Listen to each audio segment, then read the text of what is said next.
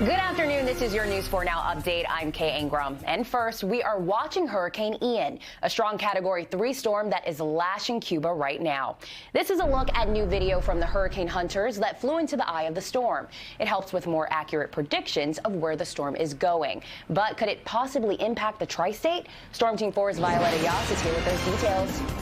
Yeah, Kay, still a powerful storm. Winds up to 115 miles per hour. Made landfall in Cuba this morning, now starting to emerge again across the southern Gulf of Mexico. So still a ways away from us. What does this mean for us locally? Next couple of days are going to be pretty quiet. We'll have some dry fronts move through. The dry weather will continue. We'll see plenty of sunshine with cooler temperatures toward the end of the week. High pressure builds in once again as we head into the weekend. And this is going to have a big impact for us because it's going to keep a lot of this moisture from Ian as we head into Sunday to the south. So we'll see those rain chances increase as early as Sunday. But you can see as of Sunday 4 o'clock, a lot of that moisture still going to be off to the south. But we are expecting that to move northward as we head into Monday and also Tuesday. The highest rainfall accumulations, of course, expected to be down across parts of Florida. But you can see and then around the New York City area, about an inch or so. So we'll have to watch this closely. But at least for the next couple of days, well out ahead of that, we'll keep things dry before those rain chances start to increase as we head into the second part of the weekend. Kay, back to you.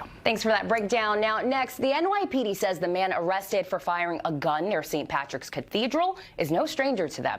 He's become the face of bail reform after a stint at Rikers Island. News 4's Tracy Strahan has the details.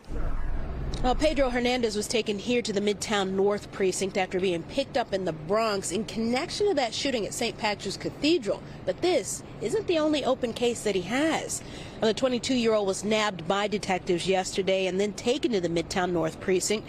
Charges against him stem from a game of three-card Monte outside of St. Patrick's Cathedral back in August.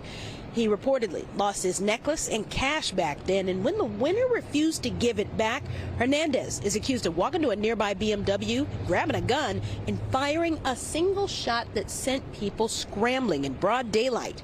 Now, there's been a warrant for his arrest ever since, but this isn't his first run-in with the law. The I-Team's Sarah Wallace interviewed him back in 2017 as he spent a year behind bars. He then had his bail reduced in that case thanks to a payment from the Robert F. Kennedy Human Rights Charity. Bronx prosecutors eventually dropped the case, but the NYPD says Hernandez has been arrested 5 times since, and he was out on bail on 2 out of 3 pending cases. Now, in those cases, he posted a lower amount of bail to be free, and that's raising eyebrows about the city's bail reform laws that have caused controversy. Hernandez is also facing charges of criminal possession of a weapon, and he is expected to face a judge sometime today. In Midtown, Tracy Strahan, News 4 New York. Thanks, Tracy. Now, check out this find by some Department of Transportation workers out of Connecticut. They found an entire ATM on the side of Route 8 in Bridgeport. It was stolen out of New Haven, which is about a 30-minute drive. Investigators say the money, of course, was missing. If you know anything about this theft, call police. Now, a Trader Joe's in Brooklyn could be the first location in the state to unionize. Workers at the Williamsburg store filed a petition to do just that. They claim they've been dealing with poor working conditions, racial discrimination, and union busting efforts by the chain. 2 other Trader Joe's in Massachusetts and Minnesota unionized earlier this year. A date for a Williamsburg vote has not been set. We've reached out to Trader Joe's but have not yet gotten a response. Now, over in the Bronx, construction is underway on temporary shelters for asylum seekers. We've seen workers starting to put up tents at the Orchard Beach parking lot. Some of the estimated 13,000 migrants bussed here from Texas and Florida may end up there. The city says it's struggling to house the migrants and has even opened 23 emergency shelters. Advocates for the asylum seekers say they want a policy with more planning. Now, there's a new push to bring a casino to Staten Island. Yesterday, Borough President Vito Fossella announced he would like the New York State Gaming Commission to consider the borough for one of the 3 downstate casino licenses. Fossella suggested the location of the failed New York Ferris wheel project overlooking the Manhattan skyline. But no official conversation has happened with the city's Economic Development Corporation or the State Gaming Commission. Good afternoon, I'm Kay Angrum, and this is your News 4 Now update. Now, we want to start with breaking news out of South Jersey. Police have just made a second arrest in a deadly unsanctioned car rally. 2 people were killed and another was seriously injured in Wildwood Saturday night at the H2OI rally. Police have just arrested 22-year-old Eric Winnick from Linden, New Jersey. Officers say he performed a stunt and then hit a car, which then hit a golf cart with 4 people inside. A driver from Pittsburgh was also arrested after police say he hit a Honda Civic and then a group of pedestrians. Officials are demanding New Jersey state lawmakers pass stricter laws to prevent incidents like this one from happening again. And breaking out of Long Island, a landlord has been arrested in a deadly Hempstead house fire that killed a woman. Daryl McClinick is charged with criminally negligent homicide for not having smoke detectors in the home. He lived next door. Police say the fire started in a second-floor bedroom where that woman got trapped and died yesterday. This was at a home along Front Street. Investigators are looking into an e-scooter battery as a possible cause of the fire. 2 men were also hurt in the fire. Now next, Mayor Eric Adams is back in the city after his trip tour to Puerto Rico and the Dominican Republic following Hurricane Fiona.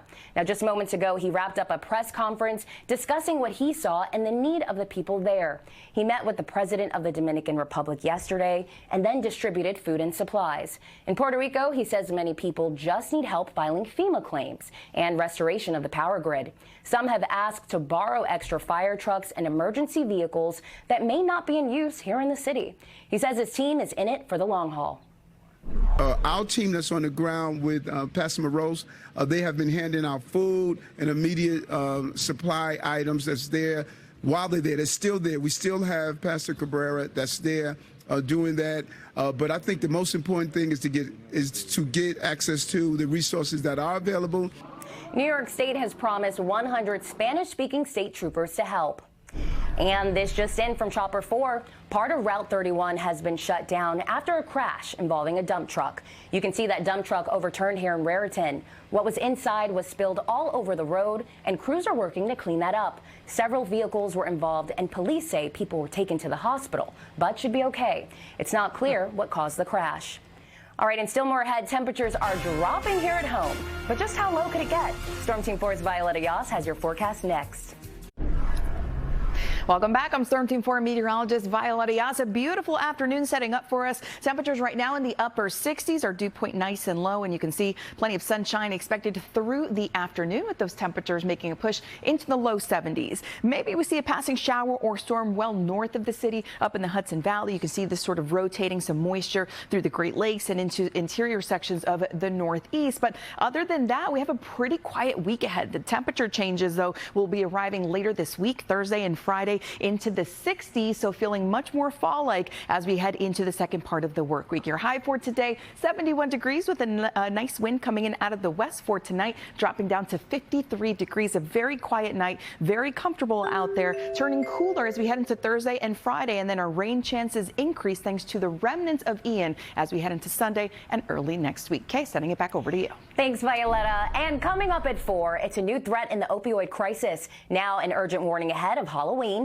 about the drug being sold disguised as popular candy.